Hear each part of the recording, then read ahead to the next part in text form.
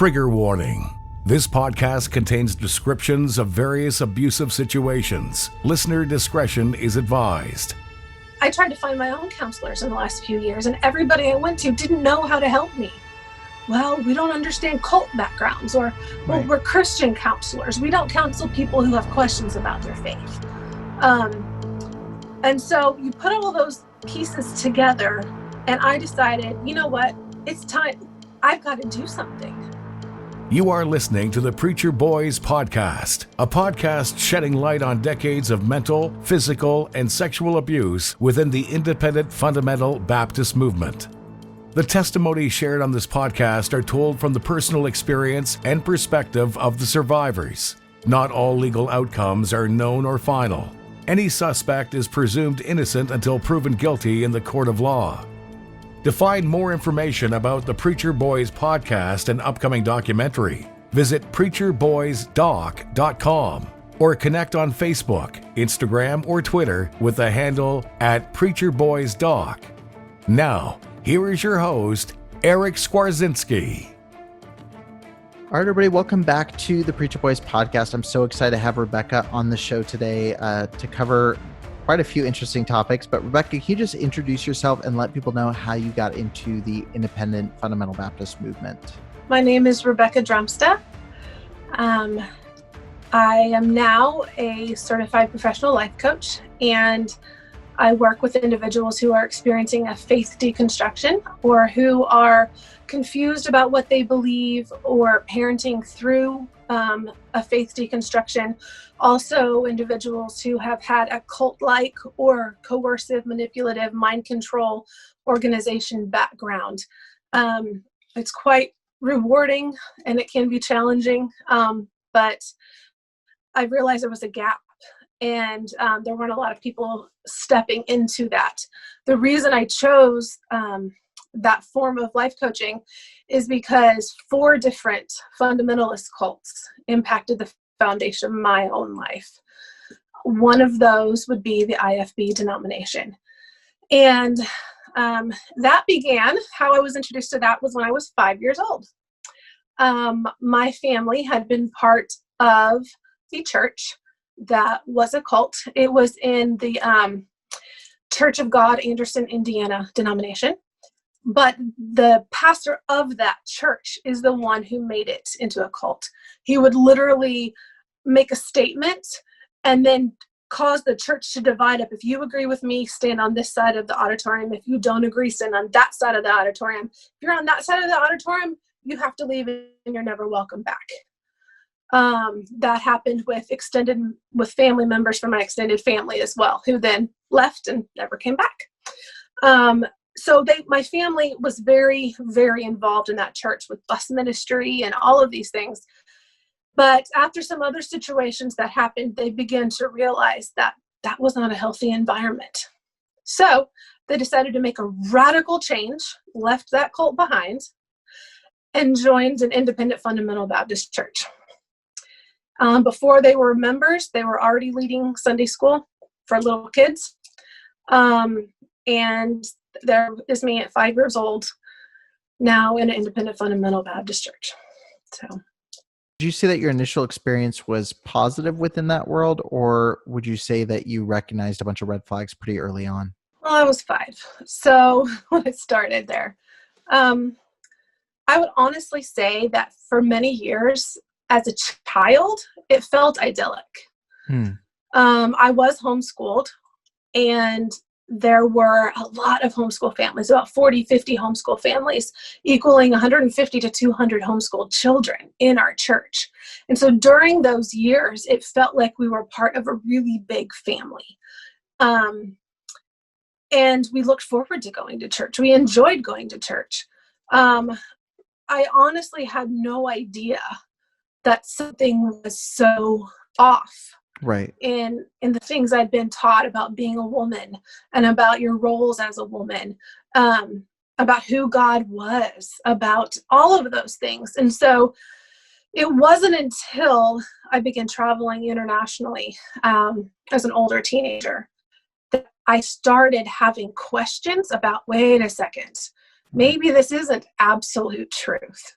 Right. What was the first one of those questions that came to mind? Do you remember, or was it kind of like slowly just started eroding away some of those concepts for you? Mm-hmm. I was 19 years old. Okay. And I lived in India.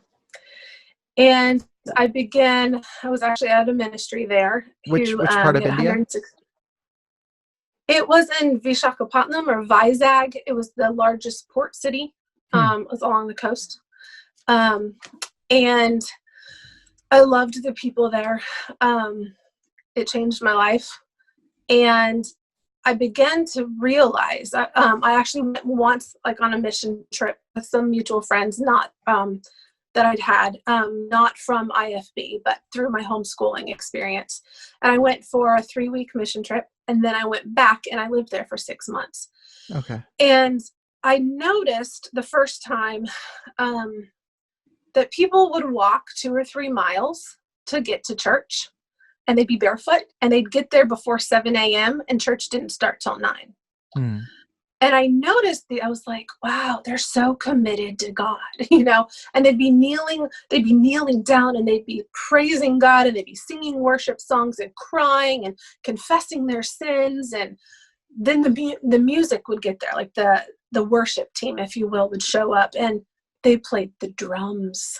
And then some people during the worship time would be dancing. And this made me start just little flags of, that's interesting. Right. That was during the 3 weeks that I was there. When I went back for 6 months, one of the women that I'd helped baptize had been murdered by her family because she became a Christian. Right. And I thought, we don't experience that. I'm not having to worry about if I choose Jesus, am I going to be killed? And so after that 6-month stint of living there, having more experiences, I came home, and the very first service in my IFB church, I turned to my dad and I said, this church is dead. There's no life in it. And he's like, honey, no. You're having like a PTSD or a cultural shock moment. It's just cultural differences. And so after that experience is when all those seeds, I just would start looking at the world quite differently. Yeah. It's actually, I asked what part of India, because I actually lived about 9 hours from where you lived in India. Oh, cool. Yeah. So I lived in India for about 3 months with my wife right after we got married. We were going to be there a year, and then she ended up having like some health complications. So we ended up coming home early. But yeah, that's whenever someone's like India, I'm like, what part? Yeah. Usually it's always like, oh, totally opposite sides. So that's the closest, like, because that's in Andhra Pradesh, which is which is where we were at. But that's a huge area too. But we were about 9 hours from there, in like a really small village. But same experience. And even coming home, it was very hard adapting back to like American Christianity, because you would see this very authentic, very, very vibrant faith there. And the problems they were facing were like legitimate, very big problems, like, life and death. Yeah. Right. And so coming back home and people are like, oh yeah, we're really struggling over like small groups, or we're doing, you're just like, I don't feel like we're on the same page anymore. Even after this short exposure, just feels lacking when you come back. I did a classic move, but when I got home, I got rid of half of what I owned. And I could also not get used to sleeping in a soft bed anymore, because I would sleep on a grass mat on the floor, or if they had a mattress, it was hard. So I actually slept on my floor for about 6 months when I got home. Yeah, the mattresses are rough for sure when you're there. It takes a lot to adapt to, but yeah. So coming back, recognizing that, and that's when your bubble bursts in a big way. What was kind of the development from that? Was it something where you just kind of slowly stopped going to the church there? Is it something where you just felt like nobody understands what I understand now? I mean, obviously that sounds really conceited, but it really is that feeling of, I'm not speaking the same language as you now. Like, I'm really feel like we just experienced two different things over the past few months. Well, if you go to my blog on the homepage, I talk about the expression to me to fit in. Hmm. And I felt that way most of my life, even before my experiences overseas and things like that, where I looked the part, I dressed the part. I would have been a poster child. When I went to Pensacola Christian College for summer music camps, a good, the IFB college, and they were begging me to come and be on their music team, and I would get to travel. Like, I acted and looked the perfect little IFB girl part. And I always felt like an outsider looking in, though. I believed wholeheartedly everything I'd been taught. My heart was right. I loved God. I wanted to do things right. And yet I just didn't ever feel like I fit in. Right. And so fast forwarding many years, I stayed in the church. I didn't know anything different. Again, women are to be in subject to men, and they're to be keepers at home and honor their fathers. And the authority doesn't shift from your father until you're married. And so I was very much under my parents' authority. And until I was 22 years old. And at that point, I got married. And within the first year, the man I married was not from an IFB background. And he had come to the church because he read materials from Sword of the Lord at the little Southern Baptist church where he had been.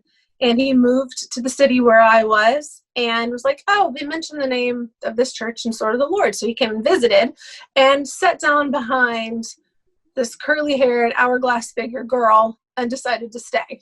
And that was me, obviously. And then we were married, and quite quickly.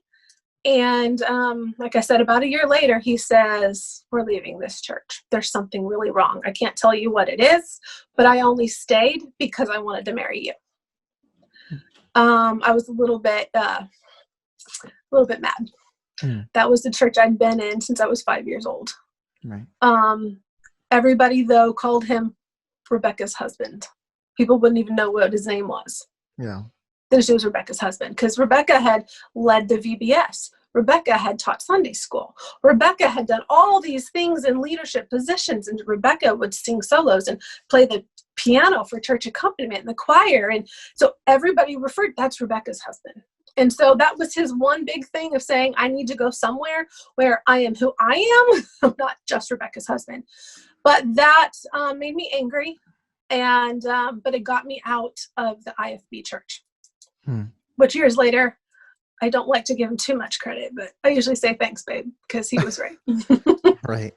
Right. So what's the journey past that? Because obviously the field of your work, and I know when some people hear the word deconstruction, it evokes this idea of someone who is, completely non-religious, or I think people within the Christian realm probably have a negative connotation. So can you explain how you began that process and it becoming really your career, and just kind of explain what that means for people listening who are like, like, what does that mean? She left the church and now she's doing what I perceive to be, deconstructing it or tearing it apart. What is the deconstruction process, and how did you kind of begin that? Well, I define deconstruction as dissecting or piecing apart one's beliefs. The term deconstructed sandwich has been around for a long time. And it's really no different. It's taking, this piece and then this piece and then putting it here and then moving it there. And then, I don't like tomatoes, so that goes away. Or, I'm allergic to this, whatever. It's tearing it apart and piecing it apart. Right. So how my faith deconstruction began was actually with the birth of my daughter. So I'd gotten married at 22, and a couple of years later, I have my first child. And I did everything right. I didn't gain hardly any weight. I walked at least a mile every day. I didn't have caffeine. I didn't, like, all the checklist of all the things. And we prayed over the baby, hands on your belly every single day. And I was going to have a home birth because that was the best way to do it. So we're going to have a home birth, and we're going to have midwives, and we're going to have hymns playing in the room. And my husband would read scripture out loud during the birth. And we had the plan, and it was exactly like following the rules, a formula for how to have a baby. Yeah, that didn't work. My labor was almost a world record. And I went through 4 midwives during that process because they'd call each other because nobody could figure out what was going on. In the end, I went to the hospital, was there for 24 hours in labor after I'd been at home, ending in a C-section where I felt them slice me open. It was the most traumatic experience I had ever had up until that point. So I'm recovering at home with my newborn, and I look at her face, and I just remember going, it didn't work. And I felt so abandoned by God. Yeah. Here I was in need. I was suffering physically. Like, I won't give you all the gruesome details, but I could only get halfway to having a baby. My body wouldn't birth a baby. And I felt so abandoned by God. And I was like, if all of this didn't work, what else isn't working? What else have I been tricked into believing? And I know now, after a lot of maturity and going to counseling and understanding myself, having much more self-awareness, my body was actually having a trauma response because I was not in control anymore. I was not a controlling person, but my environment had always been controlled. You follow all the rules, you follow all the processes, and this step, and the promise of God is this, and if you are this, then God will do that, and if you don't, God, So I had a very, very defined construct of life, and having a baby, you don't get to be in charge of that. And I was so afraid, and I had so much trauma that was showing up in my body. My body was holding on to my baby and would not let her come out. And of course, it took me many years to understand the why. I'm like, what's medically wrong with me? But it's not that. It was my body's physical response to not having control and being scared out of my wits. Right. And that is how my faith deconstruction started. So that was about 12 years ago. There were no resources. There was no help for me. So it's possible that Google's search engine has just improved over the last 12 years. But 12 years ago, when I would Google, I have questions about my faith, or I don't know what to believe anymore. There were no answers. There were no books. There were no support groups. There was nothing for me. I had other influences in my life. Like I said, 4 different cults impacted them. One of them was a large homeschool organization that I'm sure you're familiar with, called IBLP, Institute Basic Life Principles, led by Bill Gothard. Yeah. And so at one point, a few years later, there did become a small group of people coming out of that had a Facebook community, and we would get on together and talk things through. But that was years later. Yeah. And I felt very alone on this journey. I felt very isolated. I felt very afraid. My husband has been with me this whole time, but he didn't have any tools in his toolbox to know how to help me, other than to be like, I support you, honey. I do. I love you and I support you, but I don't know how to help with this. Deconstruction, when you begin it, when you start recognizing that there has been something that was not true in the foundation of what you believe, the scariest part is that you don't know where you're going to have to go. I kept repeating, put me back in the box. I would lay in bed literally crying at night and saying, can we just go back in the box? Now I know not to do this, and that's a lie, and that's wrong. But if I go back in the box, I'll feel safe again, because those are my walls. That's the control. So when you begin to question the things that you believe in, you're scared, because you know that means anything in your life could change. For me, that's meant political views, how I am, who I am as a woman, how my marriage looks, how I parent, I honestly thought that having family dinner every night with a meat, two vegetables, and a bread, I thought that was Bible. I thought you had to have family meals together or else you were sinning. So part of why faith deconstruction is such a big deal is it's mind, body, soul, and spirit. It's the whole person. And that's why it affects us all so deeply. Anyway, I don't know if that answers your question or. No, it definitely does. And at what point did you get to the spot where you were like, I want to help other people through this process? Because obviously it's one thing going through it for you, but when something is that traumatic and hard to go through, a lot of people just say, well, I'm done with that. I'm going to just move forward and put that behind me. So what was it that drew you back to like start reaching around and start helping other people? I've always had a heart's desire to help people all through my life growing up. Like when I was 5 and 6 years old, if you asked me what I wanted to be when I grew up, I said, I want to be a missionary nurse in Africa. I always wanted to serve and to help people. I went through the years when I had multiple miscarriages, those years when I was trying to have babies, raising little one. I didn't do a whole lot. Those were also my core of the deconstructing years. There was about a 5 or 6 year period where I did not go to church. I could not go to church. I was so wounded. I'd never had a panic attack before, ever. But I did one day when I was trying to force myself to walk into a church. I felt like I was being squeezed with saran wrap, is what I told my husband. I feel like it's moving from my feet all the way up to my head, and suddenly I'm not going to be able to breathe. They're wrapping me in saran wrap. I've got to get out of here. So after a huge gap of time, I decided that, let me go see if this church up the road will hire me. And they did.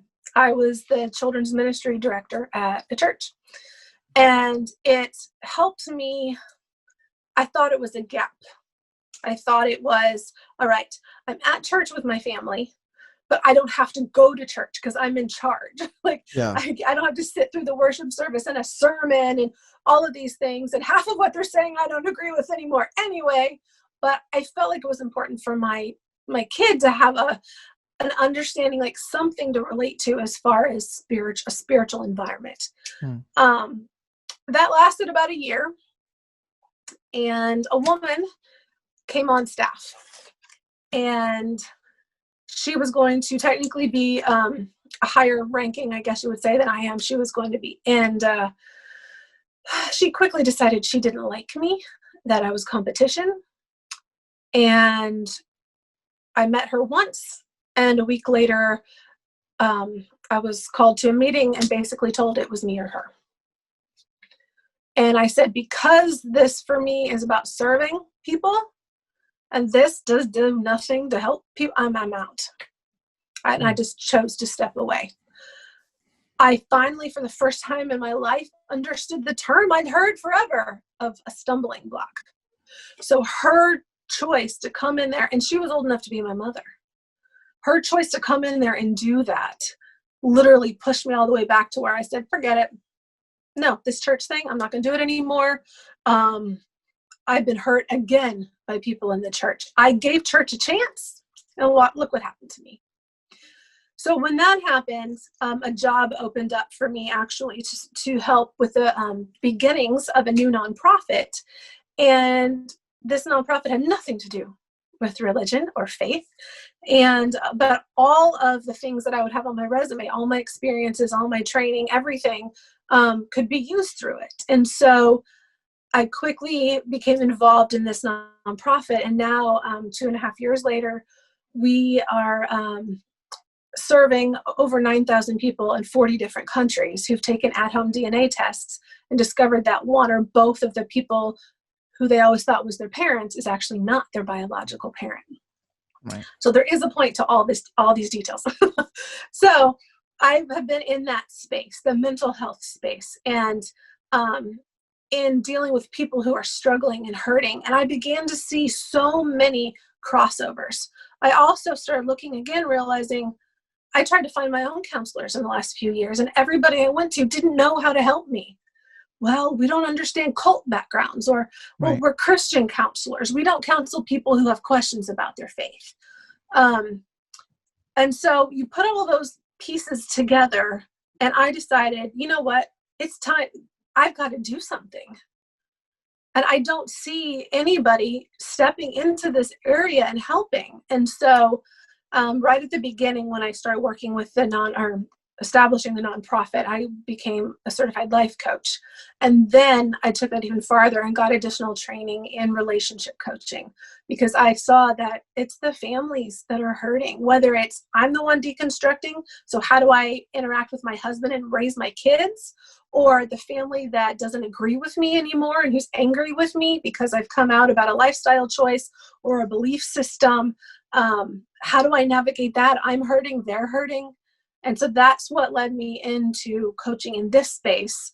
Was I saw there were very few people that knew how to help. And while there are people who may be more qualified than me, I've lived it. And I really, really want to see you find truth and find wholeness again. Right. So what would you say are some of the biggest belief shifts or things that have drastically changed since you've started this process? It's a good question. Because like I said before, every single thing that you do that you take for granted, I never wore pants to church. I never wore pants unless we went on family vacation. Then I could wear pants because nobody we knew would be around, because you don't wear pants at our church. I remember my pastor's son seeing a picture of me on vacation. I wore pants, and he's like, "What are you wearing?" I'm like, "Pants." "You wear pants?" "Only when we're on vacation." But the first time I wore pants to church was when I was 9.5 months pregnant, and I could hardly walk because my kid was late. And so I felt like I was sinning. But I wore pants, and you know what? God didn't smite me.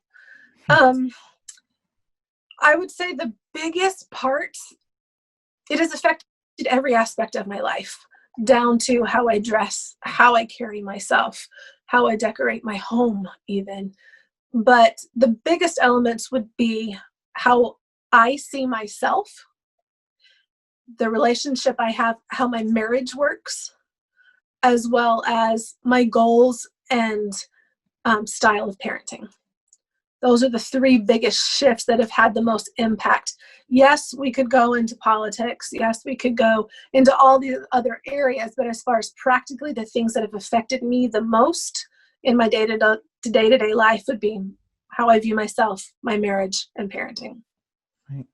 And would you say that's pretty common with the people that come to see you as well? Would most of them fit that category? Or what's the typical person coming to you? Are they at a stage where they are struggling if they believe anything whatsoever? Is it minor changes that they can't address? Is it generally a cultish background? Like, what's your average person that walks through the, I guess, virtual door right now? Yeah, virtual. So far, it has been people that want to hold on to their faith. They're usually a little bit older. They're more in the married with a kid or two or 3 or 4. A little bit older means 30 to 45. And yes, they all have some form of cultish background, whether that would be Scientology or Mormonism, IFB, whatever we want to start labeling there. I've also spoken with people who've just been very hurt by their church, whether it's the Catholic Church or whatever, where they're just asking questions. Or basically, they're at the start of the process of, do I go there or not? Right. Yeah. Yeah, and I have to assume the reason for that age bracket is because when you're, a 20 something without a wife and kids, you can make changes pretty quickly and not Yeah. worry about ramifications. Mhm. So I'm assuming most people that come in that have a kid are what you were feeling. Well, I want to raise them. I feel like I believe enough to raise them in a church environment, but I don't agree with half of what they're saying, but I also don't want to like tear down what they're saying because I want them to believe like I believe. And so that's got to be a confusing time. I mean, even with me, I guess that's been a little Yeah. difficult, even though I had kind of moved out of it as as a single person. It's Mhm. still hard at times where it's like, man, there's some experiences I had as a kid that I would like for Yeah. her, but I'm also too aware of possibilities of things to go wrong with some of those Yes. choices, putting her in a Yes. nursery, putting her in a vacation Bible school. Yes. Um, you know, Once you kind of know some of that stuff, it becomes very hard to act as if everything's okay. Yeah. Um, so, I know I asked you a little bit beforehand. So like, as far as your personal belief system, you'd still Mhm. identify as a Christian, which I think I do. is surprising to people. Because like I said, when you hear deconstruction, it's usually, when you see a viral YouTube video where someone famous Yeah. says, oh, I started asking questions, or a Christian rock artist that stepped Yeah. away. Um, so what is it that's, I guess, compelled you to stay within the Christian faith, even though you've identified so much within the Christian church that you Yeah. strongly disagree with? Absolutely. Um, for me personally, I will be honest with you, I really tried to walk away from Christianity. There would be a day I'd wake up and be like, this is it. I no longer believe there even is a God. I don't. And I'd go throughout the day and I'd be like, why don't I want to believe in God anymore? I was just like, no, I don't believe in God. He doesn't exist. And then I would be, but why don't I want to believe he exists? So I kept having like these internal conversations that just like literally with myself. It was this constant battle. I guess it's like the two angels on your shoulder or something. And finally I came to the point of like, I believe that it's humans who've messed it all up. I believe it's humans that are control freaks, that are narcissists, that are manipulators, they want what they want and they're controlling it. And so I began to understand. So I went, like I said, 5 or 6 years without ever darkening the doors of a church, unless my kid was in a production, like a Christmas pageant or something. And then I would go and leave as fast as I could. And I began to realize it's like, hold on. I finally opened my Bible again after also taking a long break from never reading the scriptures again. Right. And it was different. I read out, that's not, what in the world? And so I started realizing that the original intent of God it's been messed up. Just like people talk about the original intent of the founding fathers, and that's a huge debate. I think that might be one of the debates that need to happen now of like, humans have taken what God intended and twisted it. They're not looking through the lenses. And to be quite honest, it was only been in the last 18 months that I really solidified that I was okay and that I was choosing to be a Christian still. People don't understand the Bible as a historical document either. And so really the New Testament should be first and the Old Testament should be last, because today we're in the New Testament. The Old Testament is historical for us to study and understand. And so I started learning from whole new perspectives, and I decided to be a Christian because I believe the truth of who God is, it has to be experienced. I believe you need to work it out for yourself. You need to make the choice for yourself, experience it for yourself. And that is what traditional Christianity doesn't allow, because they have all these man-made ideas and formulas and plans. And again, people, especially within the IFB church, the Bible has become an idol. Did you read your Bible today? How much did you read your Bible today? All about Bible. How many Bible facts do you know? How much time did you spend talking to Jesus today would be a better question. Right. And so they even put, and this may sound like blasphemy for many people, but the idea of who God is also an idol. And so my Christianity, I've already been accused of being a progressive Christian. And so I'm looking at it though as no, the IFB world and many other church cultures don't allow people to explore their faith outside of the boundaries that have been placed there. Right. And I wanted to walk away, and I always heard a little voice in the back of my head that says, I want you to ask questions. Ask all the hard questions. I'm going to be here, and whenever you want to come back, you will. And I believe that was actually the true Jesus, who's okay with us asking hard questions. He's okay with my faith not looking like how I was raised. And so that's why I personally chose to stick in with Christianity. So I definitely want to dive into a bit more, like, obviously, like how you actually assist people through this process, because like the way that you just described it, it's not something that you could just snap into like, oh, one way or the other, or make it quick.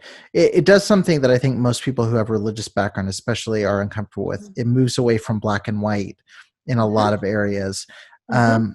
And so when you're helping someone that comes to you, are you is it like you're facilitating the conversation and asking them leading questions? Is it working through curriculum? Like, how are you helping someone through a journey where it kind of has to be a journey on your own at the end of the day? Yeah. Well, religious trauma, deconstruction, deprogramming, like all of these things, it's still a relatively new science. There are some people stepping into that area now, but it is an area within the mental health profession that really needs to be studied a whole lot more. So there are a few books, there are some resources, but it is a massive wave of people that are experiencing this. And that's another thing that I saw within when someone has a DNA test and makes a surprise discovery, nobody had ever heard about that. Right. So I started in my professional position, been working with researchers to do the first ever studies into all these surprise DNA discoveries and tests. And I started looking, well, what studies have been done about children who were raised in cult environments? Well, there's hardly anything out there. And so it's really hard to say that there's a curriculum or a foundation or whatever. And everyone's experiences are so vastly different depending on how immersed they were into the church or faith or religion that the cult that they grew up in. I, as professionally, it's not my job to tell you what to believe or who to believe in. That's not my job. So I would approach this as, you tell me if you want this to be are you looking to still be a Christian at the end of this, or are you wanting to search and look somewhere else? Like, so you get to lead. This is your session. Through coaching is so different. I don't know if you've had personal experience with the life coach or not, but it's very different from traditional therapies or counselors. We don't have to be certified by a big board or anything, which again, many people are questioning that. We don't have to have licensing and things along those lines. So it's smart to find someone who has an education that somehow anybody can say they're a life coach, but not everybody's actually qualified to be a life coach. But I take you through steps of awareness. Like, what is it actually going on in your world? How are things going from there? Then what's your vision? Where do you want to go? How do you want it to look like? What are some of the obstacles that are getting to get in your way? And how can we together work out a strategy that can help get you there? You have to, through coaching, you need to pick one little thing. Let's say parenting. I'm really struggling with these 3 decisions right now. Do we spank or don't we spank? Do I demand first-time obedience or don't I? You pick those things that you're dealing with, and we focus on that through a couple of sessions. It's not a very broad. We try to really zoom in and work on one thing at a time. How many sessions you need is up to you. If you're like, all right, after 3 or 4 sessions, that one area now, we're good. then you're done. So, but a coaching relationship is more like, is having a friend. And yes, I ask you questions. I will ask you a question, and that I hope will help you think. I hope through the line of questioning, it's able to have some transformation in your life where you feel, oh, that's why I think that. I didn't realize I still believed that. I didn't realize that was triggering me, and that's why I was reacting that way. Life coaches we do not prescribe medication. We do not diagnose anything. If you have some coaches and counselors can work together. So if you wanted to see a coach as well as see a licensed professional, that is something that people are doing now as well. So I know you mentioned like what you do, but what's the best way for someone to connect with you if they're saying, oh, that's something I'm interested in doing, or that's something where, maybe it would be helpful? Like, what's the best way for them to connect with you and start asking some questions like that? Yeah. It would be on my website, which is RebekahDrumsta.com. Rebekah is the old Hebrew, Rebekah, and then Drumsta, Drumsta, RebekahDrumsta.com. Awesome. Yeah, definitely. If someone's interested in that, be sure to check that out. I'll put a link in the show notes so people can look at that. I have one more question that's maybe a little bit different. Okay.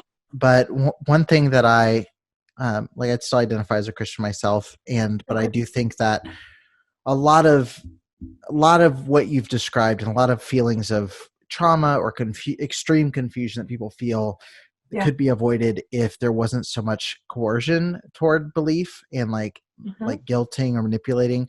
So what do you think are some ways, like if there was a pastor listening to this, which is very probable, and and that's how I discovered you, by the way. Oh, okay. Well, there you go. A pastor friend of mine who actually he took over an IFB church and has radically changed them in the last 6 years. He's like, you need to listen to this podcast, Rebekah. So that's how I found you, via a former IFB pastor. Interesting.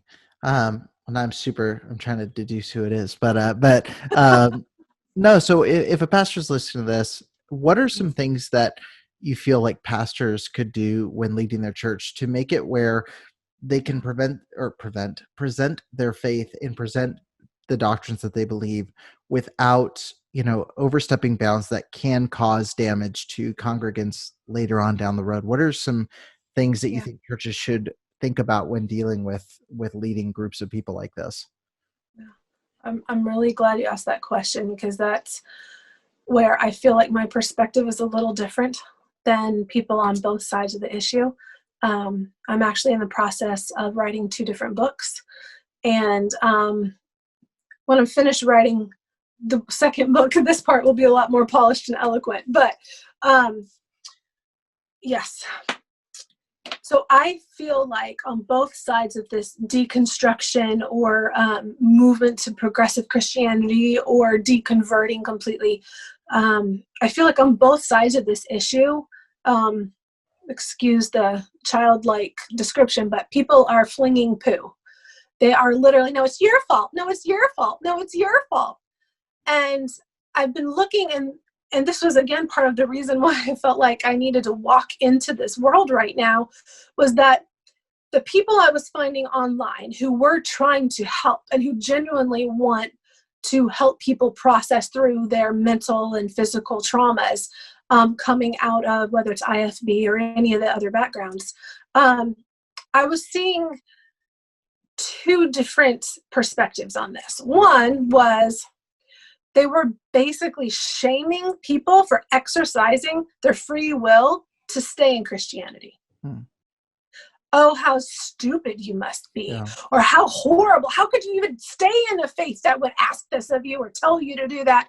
They were shaming people who had, like myself, I literally went through it all. I deconstructed. I pieced it apart. I dissected it. I looked at faiths and why people believe that and what are the alternative beliefs, or what was I feeling like I should believe.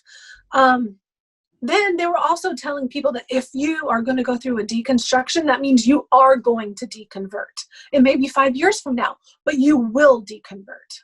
And I was like, wait a minute. In all my experiences and trainings, mental health professionals are not supposed to be telling people what to do.